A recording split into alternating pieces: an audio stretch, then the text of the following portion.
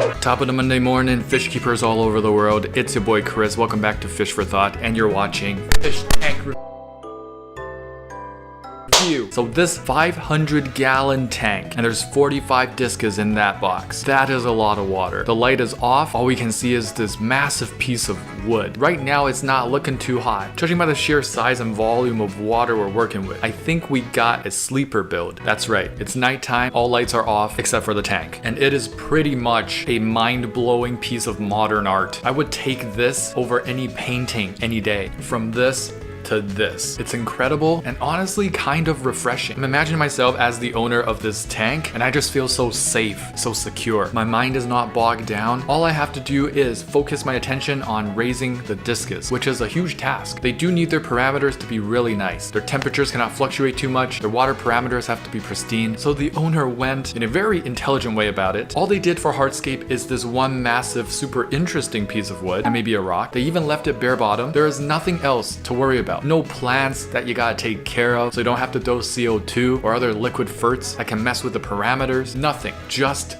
Discus, and it's peace of mind to the max. You don't even have to take care of the substrate. Here's the Discus up close. Now you might be wondering, yo, no substrate. Isn't substrate supposed to be really important? Like, it houses the majority of the beneficial bacteria alongside the filter system. Yes, but at this point, I mean, look at that storage. Down there, it's not shown, but for a tank of this caliber, it's gonna be running a huge sump. That sump is gonna have bacteria colony overload. You don't need anything else with a large sump. They might even have some canister filters down there as well. This is an overkill of biomedia and biofiltration. No need to buy $2,000 worth of Amazonia. No need to buy all the plants. Just a stunning piece of wood. What you gonna do? Forget about it. I dream for the day I can afford a tank like that. It's gorgeous. One word for you: payday loans.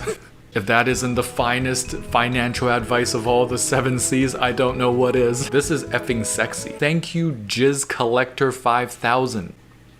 Hey, this comment section is full of cultured people. Hitler is very bad. This is peak Reddit. Now this is a true stunner. Well done. How long did it take your tank to cycle? Likely very quickly, because I was using media from an established tank and did a fish in cycle because there wouldn't be an ammonia spike. And bro is fish in cycling with Discus. This just proves, first of all, that OP knows exactly what they're doing, because what they're saying makes 100% logical sense. And secondly, yeah, you don't need to cycle a tank when the gut of another tank is being transferred to it. The gut, which is what I like to call the filter media, where all the bacteria colonies are established. If you transfer that to a brand new tank, that's an automatic cycle. Given that there's no excess chlorine in the tank killing off the bacteria colonies, that the water's not boiling hot or frozen solid cold, boom, instantaneous start and finish cycled tank. And the proof is in the pudding. In this case, the proof is in the Discus. The Discus came from Myrtle Beach Discus, very reliable source with great customer service. I bought assorted packs in B grade to greatly reduce the cost. Came out to be about $35 per fish, which is very competitive. That does seem like a very competitive price for Discus. Some Corridoras, which are like this small, they're costing upwards of 40 plus. Great health, zero debt on arrival. They even sent me a fake receipt so I could show my girlfriend I only spent 200. The last part is a joke. Is no one else going to say anything about the singular goldfish?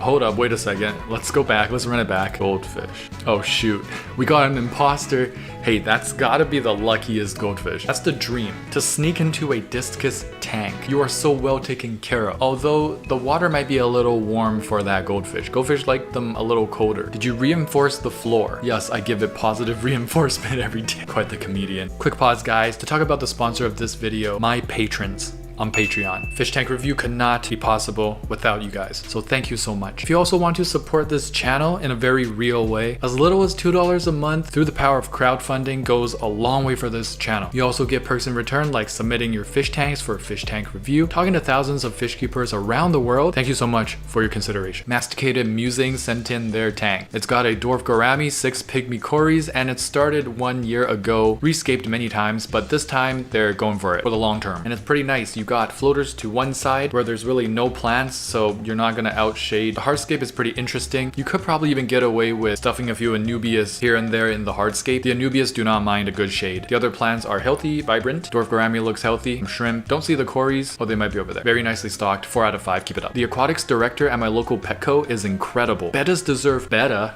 than a bowl. Ask a partner how to set up a proper betta tank. Yes, let's go. Wow. Aquatics Director. Damn, that is a cooler job title than most. So cool that I feel like it's overkill. Imagine saying you're an aquatics director. You know what I should have said when I worked as an ecologist for a company? I should have been like ecosystem doctor, because that's essentially who we are, what we do. We go in, check out the ecosystem health, write down some symptoms, figure out the causes, and prescribe a cure. But no one out here calling ecologists doctors. Amarok sent in their saltwater, okay, so I think a collage of tanks, saltwater, freshwater included, and they all look pretty stunning and well stocked and well scaped. They're all kind of the same dimension, so it looks extra neat. I'm not sure about the saltwater. It looks beautiful, but I'm not sure if it's like overstocked or not. I'm not a huge expert on that. I do see some carpeting action in your middle tank with the Oko. There's quite a bunch of fish in there, but I think it is pretty well filtered. There's some algae growing, which could mean kind of overstocking or overfeeding,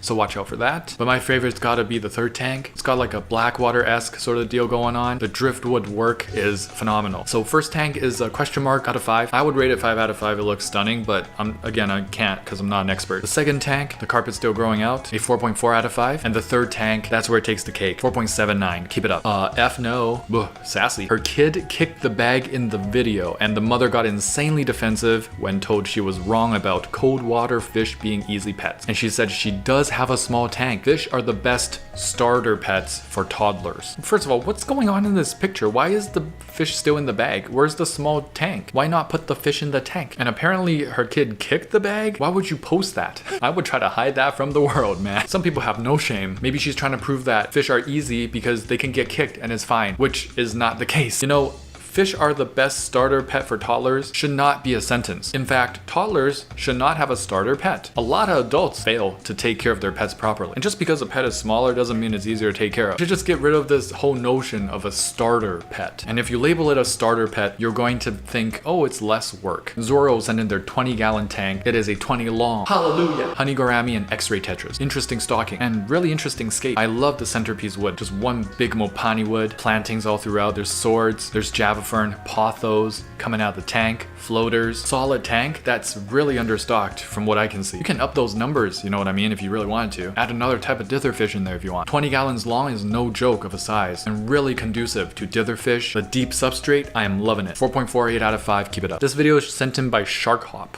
This is my Finding Nemo fish tank that we're slowly collecting every fish from the movie Nemo. So since when has that gone right? Remember that guy from a long time ago that tried to introduce from Europe every species of Shakespeare birds to the Americas? Well, they tried to do it with the starling, and now we have a huge starling problem in all of the American continent. They just destroy every other native bird habitat. And today we actually had to get rid of one of the main characters. This is Deb, and the reason we are actually going to return her to the pet store today is because she is actually super aggressive. As you can see, we had to get her in a bag and bring. So I don't know saltwater, but I do understand. Someone extremely unknowledgeable about fish, you wouldn't put a snakehead with some guppies, even if you saw it in a show. Bring her back to the pet shop as quick as we could. I really didn't want to get rid of Deb. She was such a cool fish to have in the tank, but look at her just straight up attack all of our other fish. This was Marlin and Nemo getting attacked the first day they were in the tank. And I waited a day or two to see if she would stop, but she just didn't. She kept on attacking them, and they didn't have a place to hide since Deb was taking over all of the rock. Marlin was pretty big, so he didn't really get that much damage to him, but Nemo was hiding in the corner with a lot of bite marks in his fins, all from Deb. And Deb is actually taking out a few of our fish before. These two fish we got for our tank, and they were getting so beat up by Deb, they actually ended up passing away. And while it is sad that we had to get rid of Deb since she was the first fish in this tank, it's what had to be done, and now all the fish can live a happy life away from Deb. But now that Deb's gone, I think it's about time. Pause. Nemo beat up. Some other fish were beat up. 2 fish dead. Just roll it back really quickly. I just need to hear something. I must have heard wrong. As you can see, we had to get her in a bag and bring her back to the pet shop as quick as we could. As quick as we could. Is that really as quick as you could? Wow, as quick? Could you rephrase that? Wasn't it really more like we didn't notice her for the first day and a half and she killed 2 fish and we thought, if she kills the third one, maybe we'll bring her back. I don't know if that's really the same as quick as we could. Bro must be like pretty slow then. This is why parents shouldn't use VR.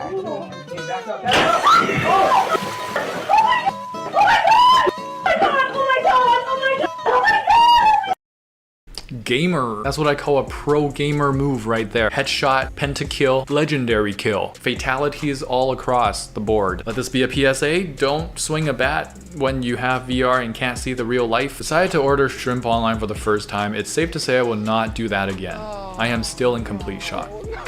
Hey, maybe they live in Antarctica. I have personally never ordered shrimp online in fear of this exact thing. This is what I imagine before I click the checkout button, so I never click it. New nano fish just dropped, boys. Let's welcome the gunshot/jet noise fish. Start setting your tanks now. Danionella cerebrum. Heck of a name. It's a cyprinid fish. Lives in turbid low altitude streams. Actually, I have seen this type of fish. It is from 2021, so they've been out. They've dropped a while ago. But yeah, they are pretty cool. They're pretty neat. I've heard personally what they sound like, especially with a school of them. And me personally, I will not be keeping any of these. That will annoy the heck out of me. Imagine trying to sleep and listening to that. Let me play it for y'all.